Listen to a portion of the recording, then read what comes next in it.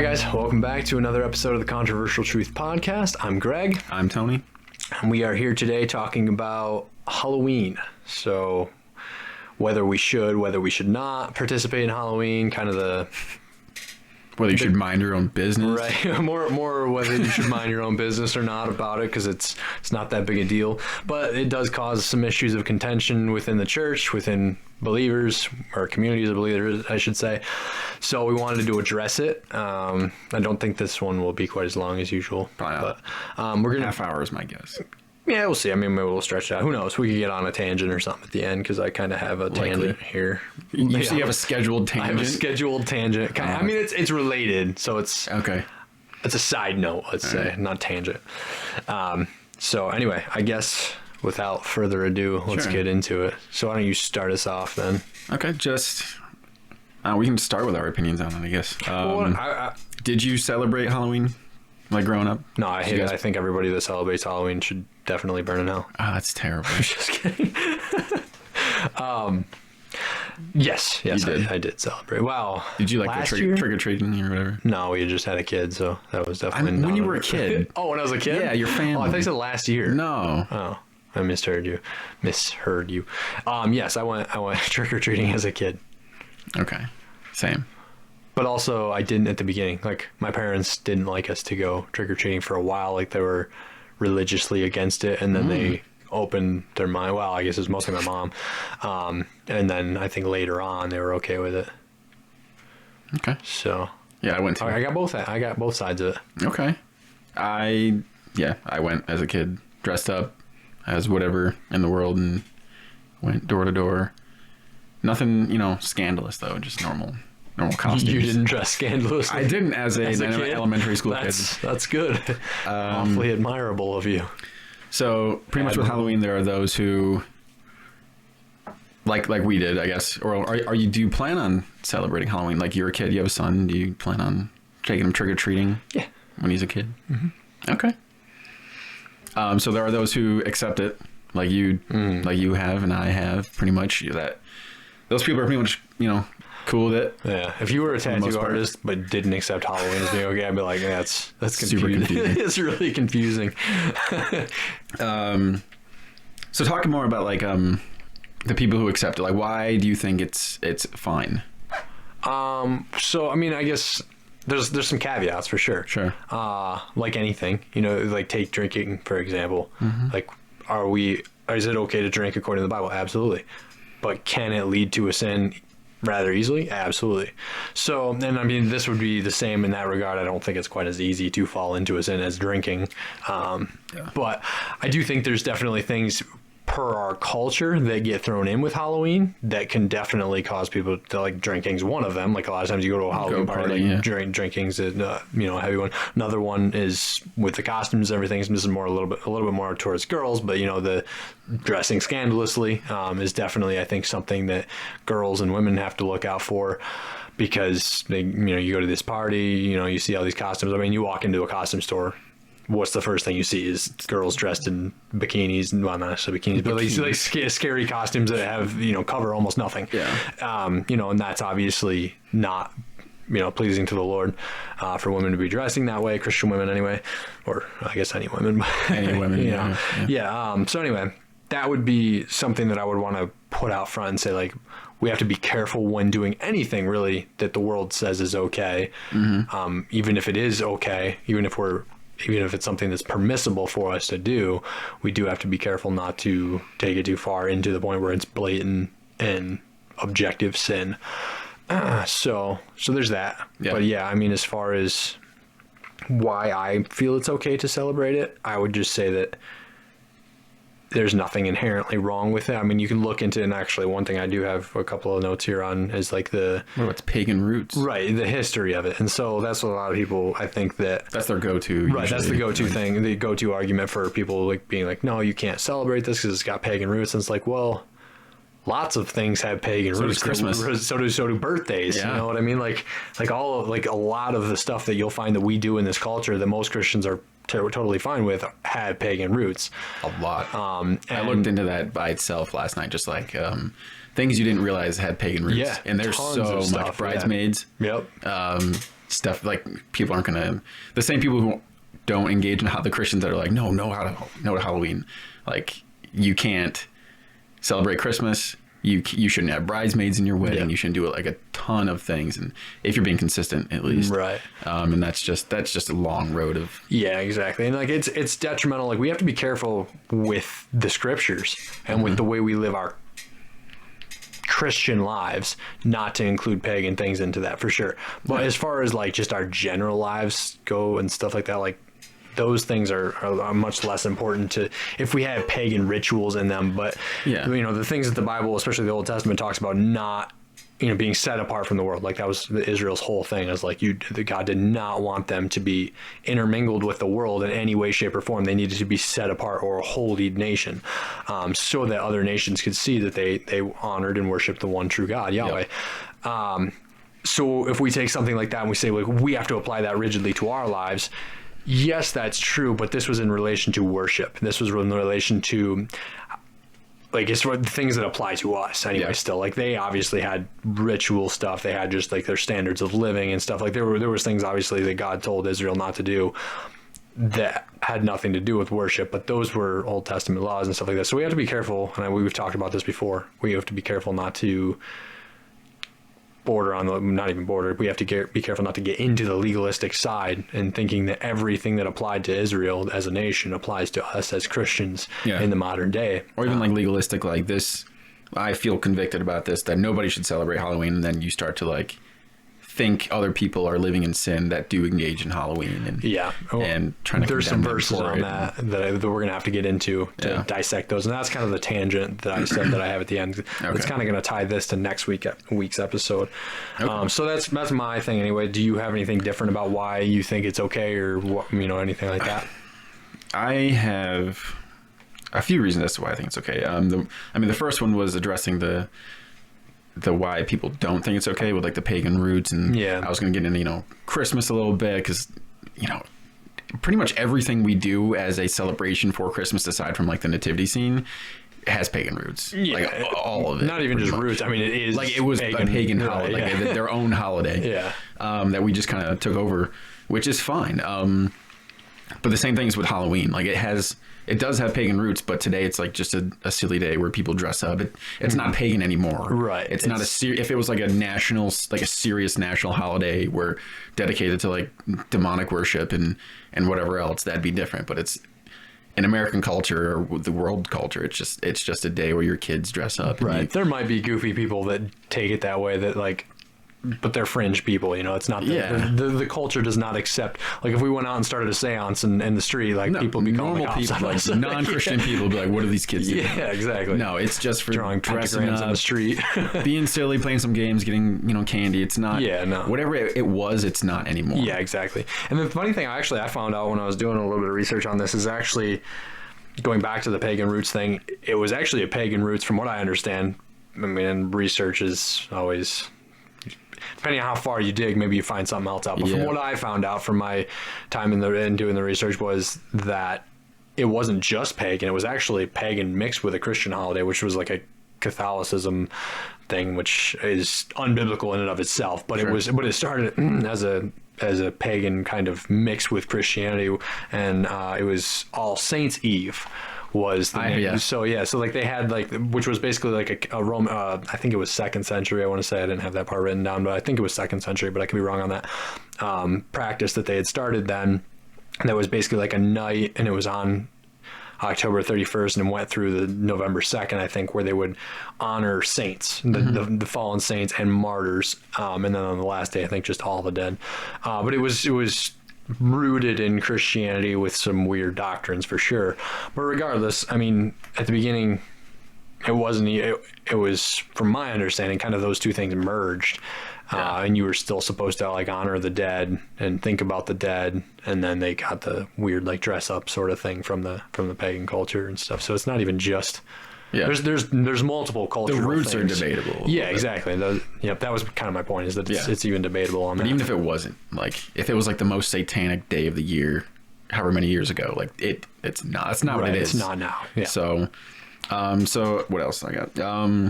So some people another verse you kind of brought it up with Israel. Like people use the verse about like, you know, New Testament verse about, you know, being in the world but not of the world.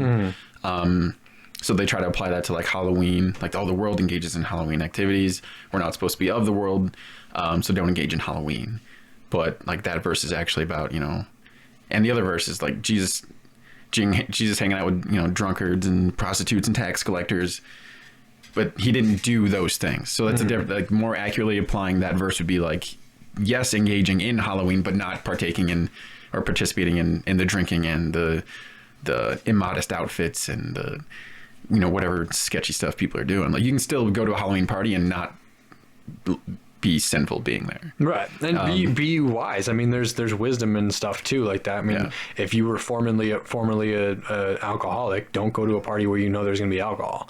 If you were formerly, I don't want to say a prostitute, but if you were formerly like somebody that dresses very scandalously, I don't know, like, you know, you're not going to like get tempted into changing your clothes. I don't know. It's weird, but you know, you get the point. Like, like don't do things that are going to put you in situations where you know you're likely to fail because of your former sinful lifestyle or whatever it is. Like use wisdom when we're doing stuff like this. Yeah. So I don't know. I have a hard time. The biggest part for me, well, actually, before I go on to this part, do you have anything else to say on the reasons why? Because this next part is kind of where we're going to get into like the practical. Why we should. Why we should or shouldn't. Just anything else to say about do I have anything? Yeah. Specifically. So so I talked about some reasons like we have just fully accepted it. Like we're cool that this weekend I'm at least dressing up and we're gonna do some fun, you know, play games or go to pumpkin patch, do whatever Halloween activities. So there's like that side of it, people that just have fully accepted it. But then there's other reasons that I've seen that Christians choose to engage in Halloween because they want to reach. That's a way to reach people. Yeah, it's a way to church connect. Is doing like bumper parties. Yeah, trunk or treat. Trunk or treat. That's what it's called. Yeah. They're like meeting culture where it's at with the gospel as opposed to just like closing yourself in your house. And also that's just like I mean, what other day of the year are all of your neighbors knocking on your door, like standing on your doorstep? Like what a better way to, or a great way to connect with your neighbors and form relationships maybe and introduce yourself. And, you know, I don't know, I feel like it could do possibly more harm. You could do a lot of good in participating in Halloween. You could be the one godly influence at that party, even if you shouldn't be partaking in what they're doing. You could be a good, you know, witness when someone's knocking on your door, and you can, I don't know, maybe strike up a conversation or something with them. But yeah, there are some bad things associated with Halloween. There's probably a lot of movies you shouldn't watch. There are some, you know, people out there doing whatever, you know, like witchcraft and trying to do seances and Ouija boards. Though too. They might be. So obviously, like those things you don't take part in. But the rest of it, it's just, you know, a silly holiday. If you want to participate, you go ahead. If you don't want to, then don't. So Walmart can make more money off their candy. Yeah, they started it. That's what they started in like September with the Halloween candy. But just whatever. It's a preference thing. It's not like right, wrong, moral, immoral. It's just it's up to you, the individual. Yeah, exactly. So you can go on your right. So pretty much going right off of what you just said. Was one of the places we have to be careful. Next week we're gonna talk about denominations and church divides and stuff like that. Not specific denominations, but you know, whether denominations are right or wrong or indifferent. So this part I think kind of ties into it because I mean I don't know how many people divide over Halloween necessarily, but I feel like it's definitely, even in my own life, I can think of like people that have definitely vehemently disagreed with. I mean, I don't know if they'd be like, I'm not going to be friends with you anymore. I doubt that, but it is an area of contention. And so to kind of segue here, I had two scriptures here, Romans 14, 1-8, which this is going to, like I said, kind of lead into next week's discussion. And this is more based on like theological differences. Is this the one about the food being sacrificed? Or yes. Is that okay? Yeah. And I just went up to Jeremiah because that was where my thing was. That's not what I wanted. All right. So actually, I'll do the first one. It's 1 Corinthians verse 8. 1 Corinthians 1, verse 8. So this says here, for the message of the cross is foolishness to those who are perishing. I actually no, not wanted to do 10 there. Sorry. Now I urge you, brothers and sisters, through the name of the Lord Yeshua, the Messiah, that you all speak the same thing, and that there be no divisions among you, but that you be united in the same mind and in the same purpose. For it has been reported to me concerning you, my brothers and sisters, by those who are from Chloe's household, that there are rivalries among you. I say this because you are each saying, I follow Paul, or I follow Apollos, or I follow Kepha, or I follow Messiah. Has Messiah been divided? Paul wasn't crucified for you, was he? Or were you immersed into the name of Paul? I thank God that I immersed none of you, except for Crispus and Gaius, so that no one should say that I immersed you into my own name. I also immersed the household of Stephanus. Besides them, I don't recall if I immersed anyone else. For Messiah sent me not to immerse, but to proclaim the good news, not with cleverness of speech, so that the cross of Messiah would not be made, or would be made of no effect. Would not be made of no effect. That's a weird double negative there.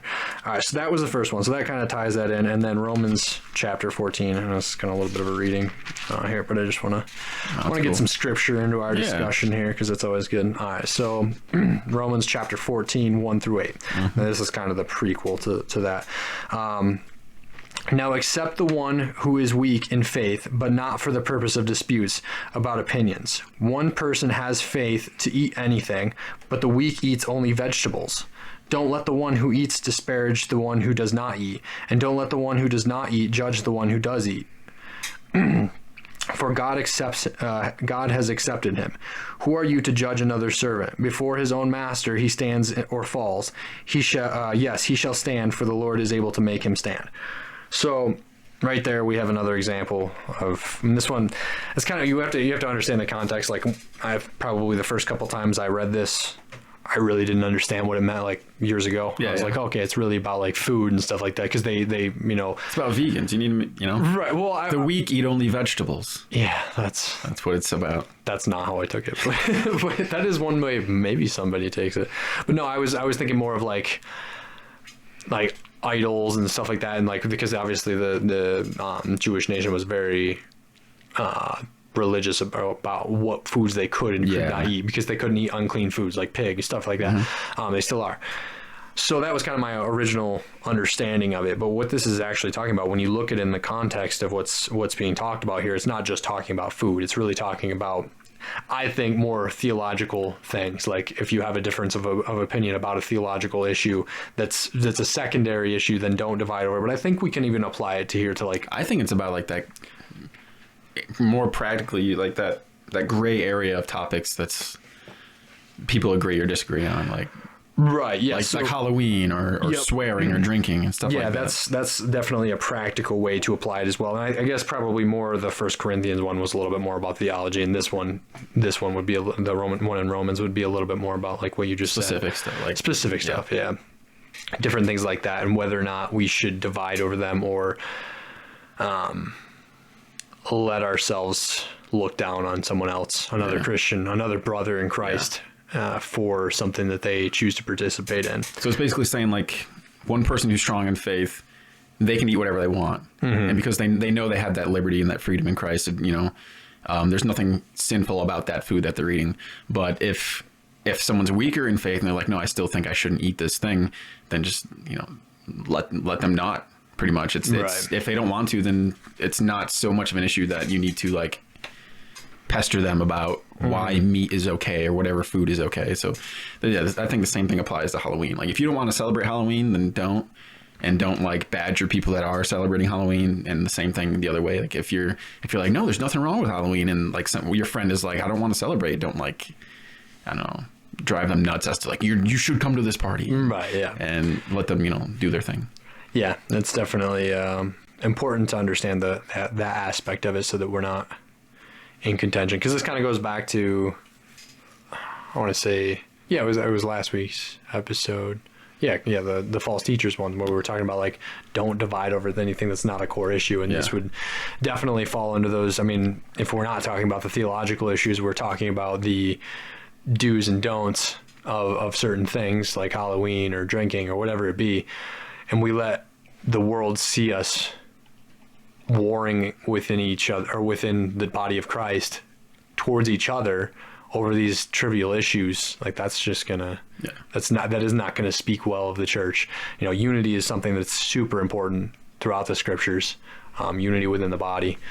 And it's something that we, at least here in America, you know, the only place that I can attest for, because you know, we don't do it very well. We definitely don't, which is why we'll get into that next week. I think we'll hit that a little bit harder next week. I think this is a good segue into the denominations, because that verse can relate to denominations, but also Halloween. Yep. And I think if you read further, it like I said, about like if you have a friend that doesn't want to go to like whatever party you're going to because they have their own convictions or whatever, not inviting them to that party is your responsibility. I think it's that passage. Like if you keep reading, he's like, I wouldn't even eat meat if it might cause my brother to stumble. If like that's something he thinks is wrong. Yeah. So let me keep reading here through verse 8. Actually has I'll back up again to verse 4. Who are you to judge another servant? Before his own master he stands or falls. Yes, he stands, or he shall stand, for the Lord is able to make him stand. One person esteems one day over another, while another judges every day alike. Let each be fully convinced in his own mind. That's actually something too that right there, like that last part of that verse, let each be convinced in his own mind. That's something we have to kind of stop on and like evaluate what he's talking about there.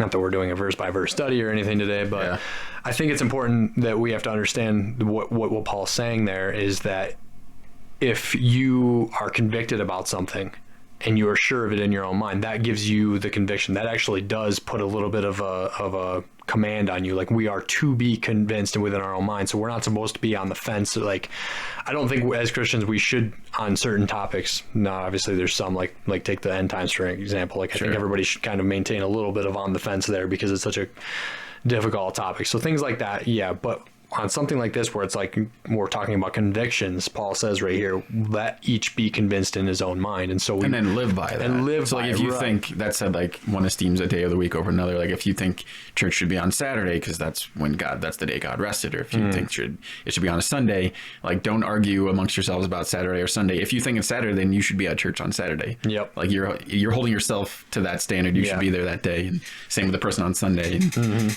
just let people be with.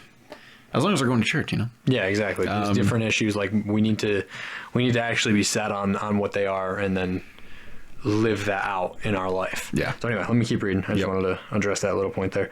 Verse 6 here. The one who observes that day does so to the Lord. The one who eats to the Lord. For if he gives thanks to God, and the one who abstains to the Lord, and he gives thanks to God. For none of us lives for himself, and none dies for himself. For if we live for the Lord, and if we die for the Lord. So whether we live or die, we belong to the Lord.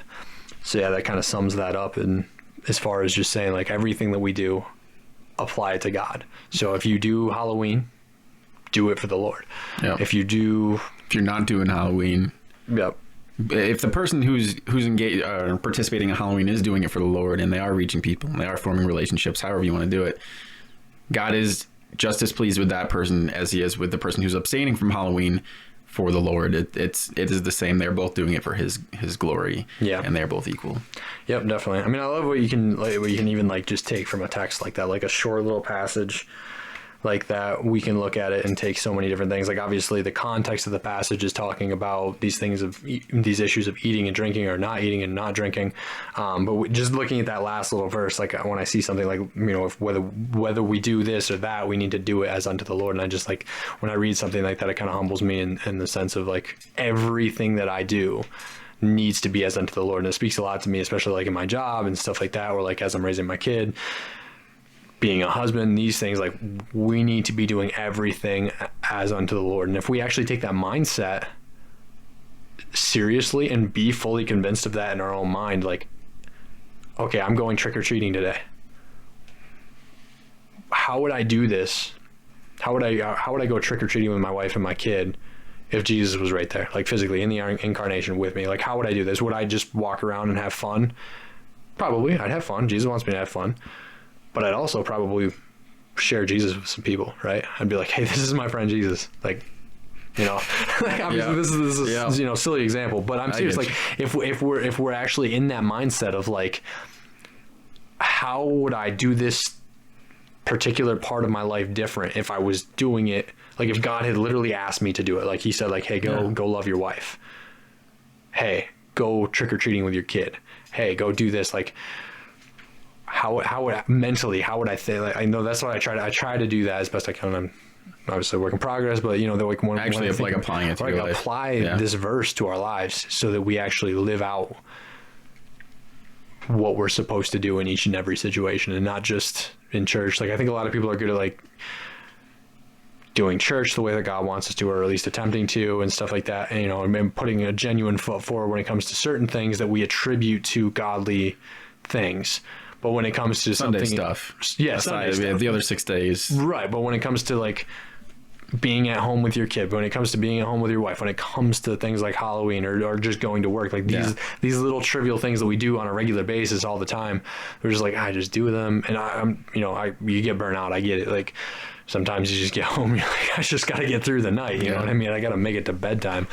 But if we really stopped and thought, and this is a challenge to myself as much as anybody listening or you, you know, it's just, we really have to be soaking in that thought process of what would I do differently if I was doing this as directly commissioned by the Lord to do it, rather than just something I have to do to get through today. And there is an answer to every one of those things, I think. People be like, how can I do... Definitely. How can you do this for the glory of God? There's always a way to do something, most things, for the glory of God. And I think Halloween falls right in there. You can witness, you can do... Even if you just take your kid trick-or-treating, if you're... Like, the whole time you're there, and you explain to your kid that, like, we are thankful to God for the freedom that we can go door to door and just have fun tonight, and, you know, form relationships, have fun with our friends and stuff. If you're like have a thankfulness while you're doing it, then it's good. Yeah, definitely, for sure. Yeah, it's I just spilled water everywhere. It's definitely one of those things that, when you think about it, or at least I do, I genuinely come up with, because I'm the visionary type person. Like, you're a visionary. Yeah, I'm visual. Not visual person or visionary? Well, that too, but no, I'm the visionary type person. Than that, like you want to talk about more my what did we just talk about last week? I can't think of. Richard Rohr. What about him? Well, what did he make? I can't think of the name of it. The Enneagram? Yeah, the Enneagram. I was like, what's my Enneagram? Okay. What's my number? But being realistic, like visionary, I'm somebody that I'm less of a doer. Like, I come up with all these ideas on a regular basis. Like, I feel like God a lot of times puts ideas in my head, and things that I want to do, sometimes they're practical, sometimes they're just desires of my own heart. Yeah. But I'm constantly thinking, like, how can I do this? How can I do that? But a lot of times I go too far with it, and it's not practical. You know, so certain people are certain ways. You know, if you're like the type of person that just gets things done, but you're good at like following somebody and saying like, okay, I'm going to attach myself to your dream and I'm going to make it happen, sort of thing. Some people are like that. You know, everybody's obviously different, but for me, it's like one of those things where when I think, like, okay, what are we going to do for Halloween? I'm just like, all right, we're going to have a church service in the middle of the street and be inviting everybody. Like, obviously that's not practical or realistic, but, you know, that's where my mind like flows to, sort of thing. So I feel like everybody can at least come up with some way, even whether it's actually something that God's giving you through revelation, or whether it's just your own heart. Yeah. Because if you're a Christian, right, your heart's been transformed. Like, we would push back again against this point of total depravity that we were talking about before the episode, that like, if you're a Christian, you have a transformed heart, you have a new heart rather, and your mind's being transformed, then you can actually come up with good ideas because of the grace of God to actually affect the community around you. Now, I mean, they're not always gonna pan out, but we can at least dream about it and try to put it into practicality. Yeah. There's lots of ways to do stuff for the glory of God. Give me a few. Halloween is no exception. I did. I said you're just the mentality of thankfulness. I have nothing more. Yeah. Bring it back. That was a pretty easy episode. It was. Are you dressing up for Halloween this year? I don't know. You can't go as like a renovator or anything like. You know, A renovator. like what you Oh, do like for a job. You can't just show up in your clothes with Just like show a up in my hammer in work. your pocket Oh. or a work belt. It's got to be real. I don't even wear a work belt at work. Oh. It's a big problem because, like, you can ask Christian, I'm just constantly like, "Where's my stuff?" That's why they Or it's make like work buried belts. in my pockets. I just hate belt. I hate tool belts so much. They're so annoying. I can't wear them. And so, I mean, the once in a while when I'm doing something, I'll wear it, and it's pretty practical because I just grab stuff out of it, you know, and go to town. But usually I'm just like 5 minutes over here looking for this tool, 5 minutes over there looking for that tool. I could probably be a lot more fruitful with my day if I just wore a Probably. tool belt. Not Saturday though. You got to go with something else.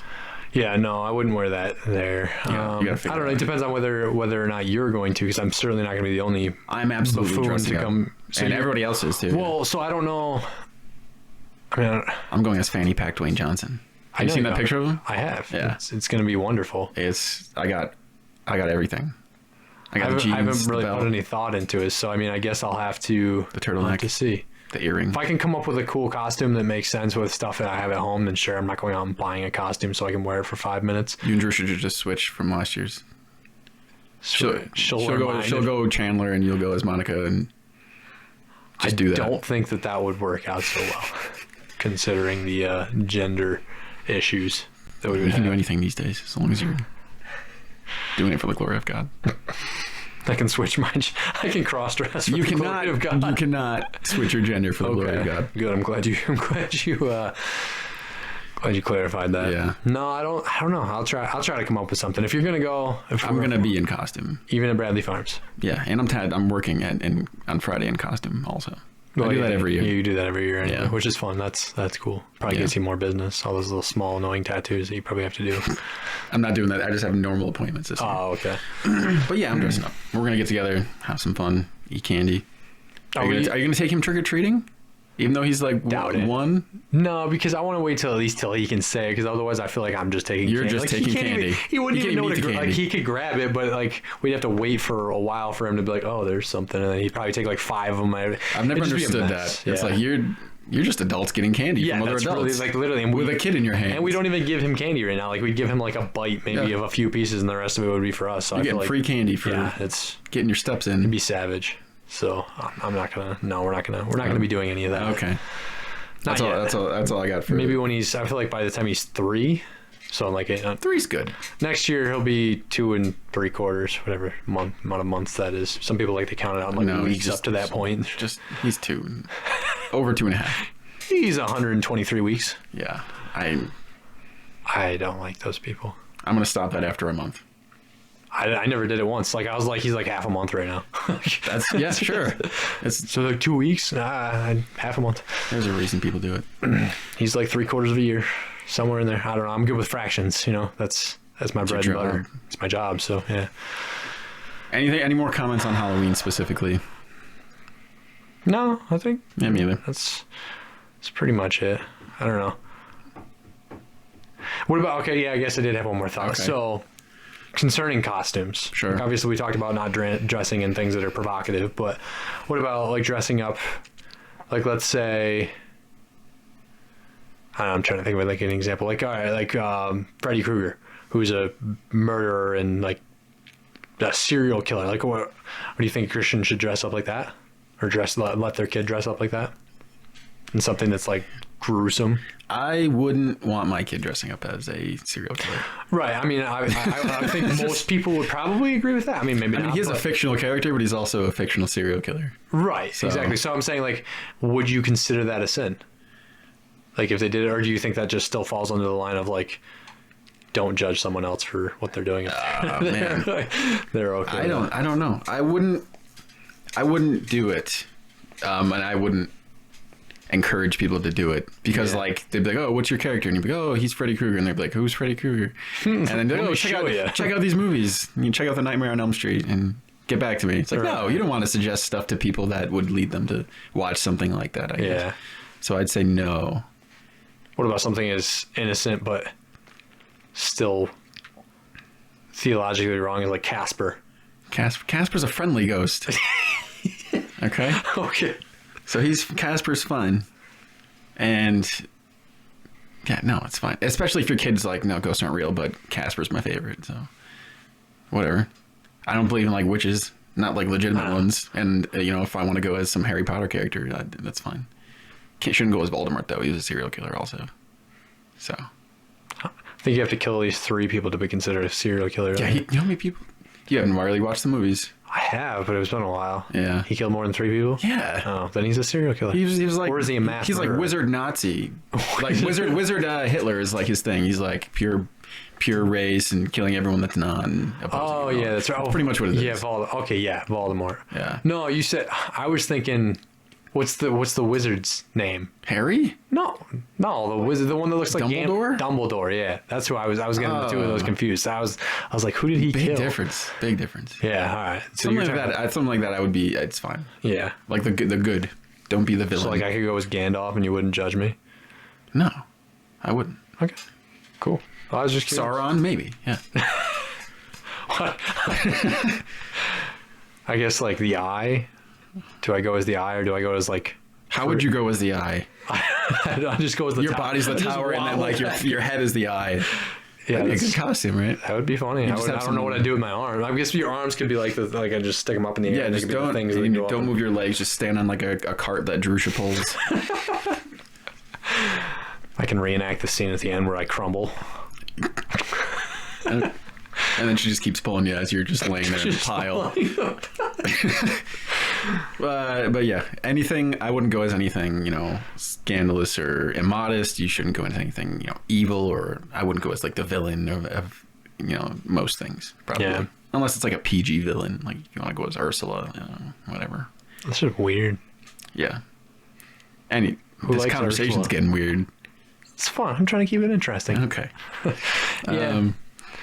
But yeah, I'm going as Fanny Pack Dwayne Johnson. He's pretty lovable and loved by all. But he plays in a lot of movies that are very Not Fanny Pack Dwayne Johnson. He's in one picture in a moment captured in time, and that is all he is. He's done no wrong aside from his outfit. Aside from his I can't wait to see this. This will be good. Yeah. I feel like you actually have like obviously the build and Yeah, man, I've been eating out. Yeah. That was like before he got all ripped, so I put on weight for this role, and I grew my hair out. I'm a method actor when it comes to Halloween. It's some method acting right there. That's impressive. I definitely didn't have time to prepare a method for anything that I would come up with. But if I did do like Gandalf or something, I mean, I'd probably have to wait like 80 years for it if I was really going to do a method acting. You have to wait however many, grow the beard yourself, and then dye it white. Or, I don't know. All right. That's all I got. That'd be fun. It would be. I'll see if I can come up with a costume. I hope so, because you're going to be the only person not wearing one. Yeah, right. Is Taylor going to wear one? Taylor's going as Darla from Finding Nemo. Really? Like shaking the dead fish. Oh. Yeah. That's good. Yeah, it is. That's real good. I'm pretty like with the Is it Eric's going to dress up too? Eric's. We're like giving the names of all our friends out. For those who hate us and want to harm the ones we love. We're giving out their addresses too. I don't know. Eric's one has something. Yeah. So show up with something good. All right. Now that our weekend plans have been discussed, we can wrap up the episode. I'm still trying. I don't know. I'm trying to think of. You don't need to figure it out on camera. We can do this. Maybe people want to watch me. No, just watch me figure it out. All right, guys. This has been an interesting episode. So we hope you enjoyed it. A little bit of Bible in there, a little bit of randomness. Yeah. It's good to have some fun though once in a while. So do or don't do Halloween, but whatever you do it for the glory of God. Yeah, and don't judge other people that do or don't. Yep. It's pretty much the summation of this episode. And have fun. Enjoy it. Yep. Have fun with your kids. Enjoy it. Be safe. And all the glory to God. So we'll see you next week. Well, actually, we won't see you because we don't see anything. I don't know ever. why I say that. Anyway, goodbye. See Have a you nice guys. week. You just said it again. Like, see you later. Oh, all right.